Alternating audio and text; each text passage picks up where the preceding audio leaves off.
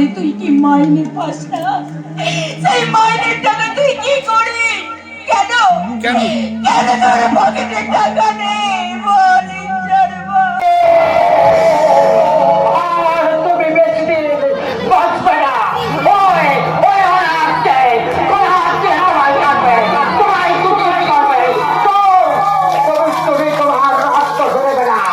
আমি তোমাকে রক্ত দেবো। তোমরা বলো আমরা বৃক্ষ কাঠুরিয়া, ফিরে যাও, ফিরে যাও, ফিরে যাও।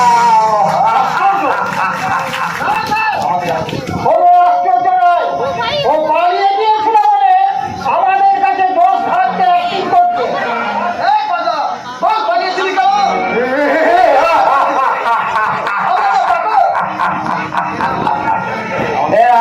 এরা মাস মাইনে চাকরি করে আবার চাকর বলে রেখে যায়।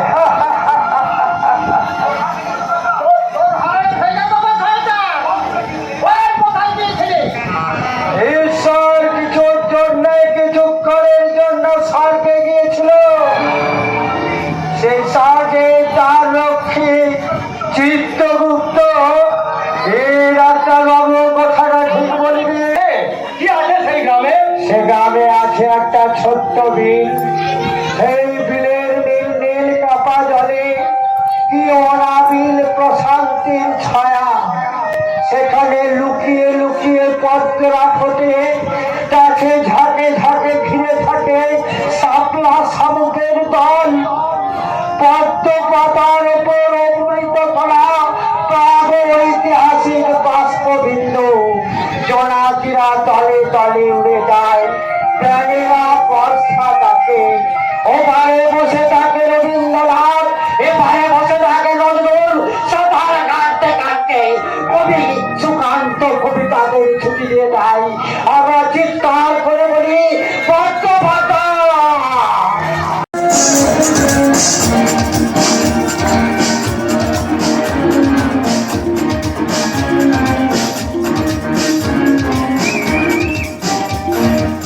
ভালো লাগা সকলে চলছে এবার ভালোবাসার যেখানে তুমি তোমার কাছে ইচ্ছে মতো চলে যাও। আমি দিয়েছি একটু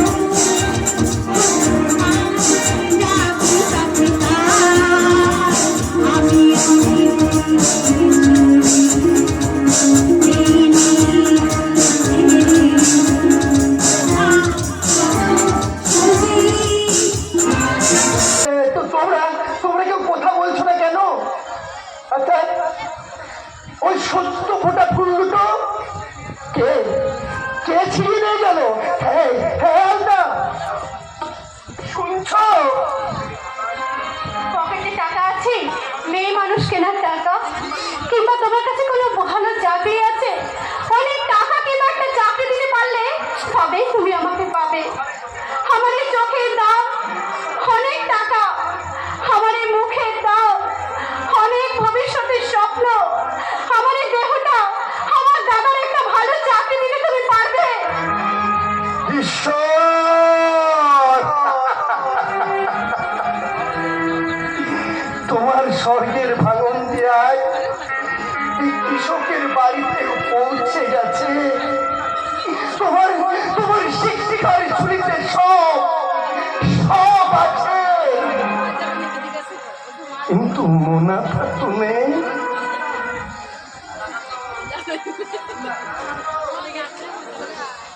রাধাকান্ত, আমি তো টাকা দিয়ে তোমার বোনের ভালোবাসা কিনতে আসিনি। আমি চেয়েছিলাম ভালোবাসার বিনিময় করতে। আমি শহরের ভাগ্য গ্রামের পবিত্র মাটিতে তৈরি করতে চেয়েছিলাম স্বর্গের প্রতিমা। আমি রথের মতো ভালোবাসা দিয়েছি ধিমিনি খেলতে জানি না, অথচ আত্ম সুখের জন্যে একদিন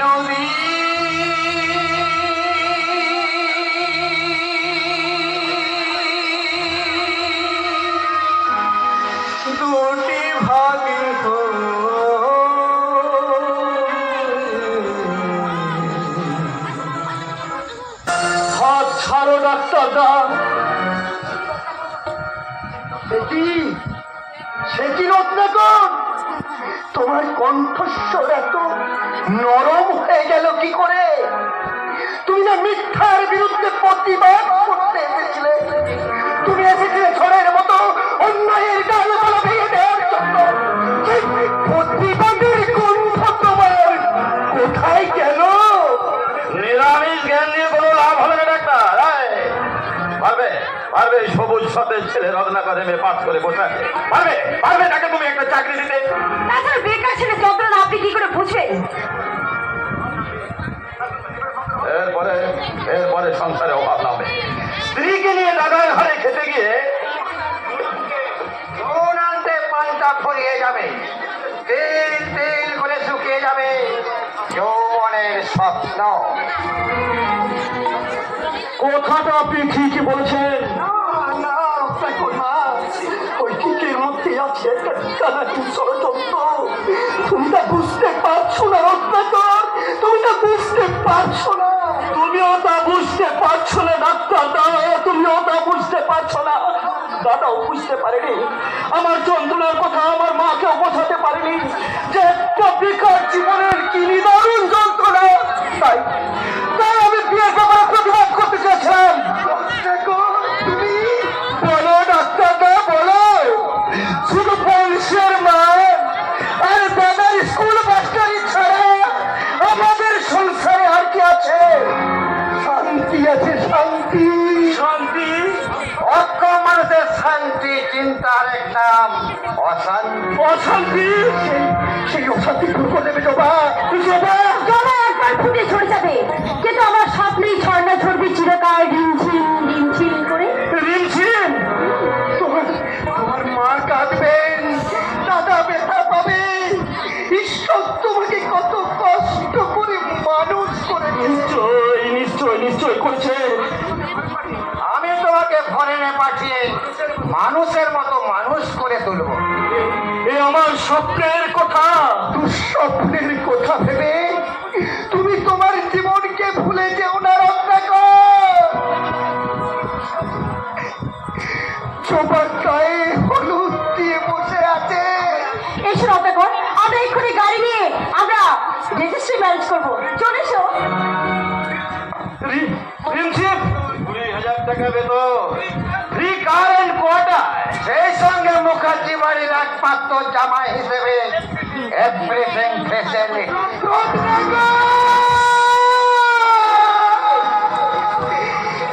ঈশ্বর কাঁদবে। কাঁদে না নক্ষত্র, ঈশ্বর কাঁদে না। ঈশ্বর শুধু সর্বশক্তিমান ঈশ্বরের অনুভূতি নিয়ে সর্বশক্তিহীন হয়ে ক্লান্ত কণ্ঠে বলে, বিশ্বাস যখন বিশ্বাসঘাতকতা করে তখনই অবিশ্বাসের চেতনা বন্যা তরঙ্গে ভেসে ওঠে আশাভাগের নয়ামূলক নৌকো। আবার তুমি জ্ঞানের কথা শোনাতে এসেছ? প্লাবনের শেষে পৃথিবীর মাটি বেরিয়েছিল কিনা তা জানবার জন্য প্রথমে একটা কাক পাঠানো হয়েছিল। মাটি বৃক্ষ না পেয়ে কাকটা আবার নোয়ার নৌকাতে ফিরে আসে। তাই বলে তোমার ভাই আর ফিরে যাবে না মাস্টার। সুখের পৃথিবীর মাটির গন্ধ পেয়েছে যে ওকে আমরা চাকরি দেব। অবশেষে ধূর্ত শিকার মাটির গর্তে আত্মগোপন করেছিল। ওরে রত্নাকর, ও তোর মুখ দেখে আমি সব বুঝতে পারছি ভাই। শেষবারের মতো বলছি, তুই সুখের বিশ্ববিদ্যালয় ছেড়ে দুঃখের পাঠশালায় ফিরে চল ভাই, দুঃখের পাঠশালায় ফিরে চল। না, আমি আর তোমার কাছে ফিরে যাব না দাদা। তোমার শিক্ষার আগুনে পুড়ে আমার যে স্বপ্নটা মরে গেছে, আমি সেই স্বপ্ন থেকে পরিত্যাগ করে স্বপ্নের হাত ধরে চললাম।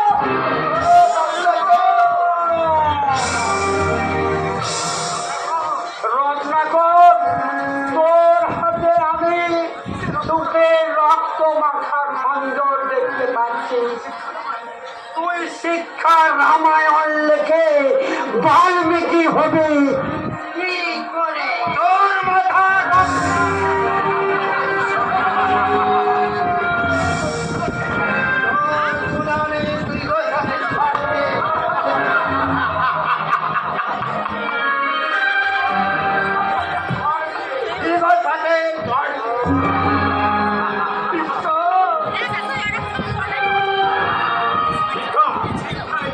শিক্ষা এ যুগে শিল্পপতির পায়ের নিচে ক্ষমা ভিক্ষা চাইছে।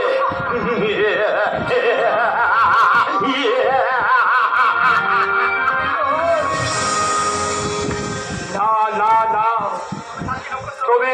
তুমি সাক্ষী নক্ষত্র, এরা শিক্ষার মাথায় আঘাত করে শিক্ষাকে পদদলিত করে রাজভোগ আর স্বেচ্ছাচারের কারখানা গড়ে তুলতে চায়। কিন্তু শিক্ষা অমৃত, মেরু মানুষের চেতনা সমুদ্র মন্থন করে যে অমৃত শিক্ষার উদ্ভব, সে শিক্ষা মনে না। সময় কাল সামাজিক প্রয়োজনে সে শিক্ষা শুধু পথ পরিবর্তন করে জ্ঞানের সীমানায় পৌঁছে যায়। আর এরা অশিক্ষার বেড়া জানে, নিজেকে ভুল ভেবে শুধু পয়সা থেকে হাসি হাসে, শুধু পয়সা থেকে হাসি হাসে।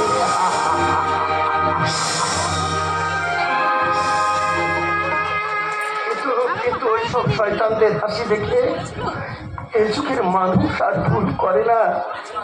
কারণ এবার অনেকেই চলে গেছে, ওদের হাসি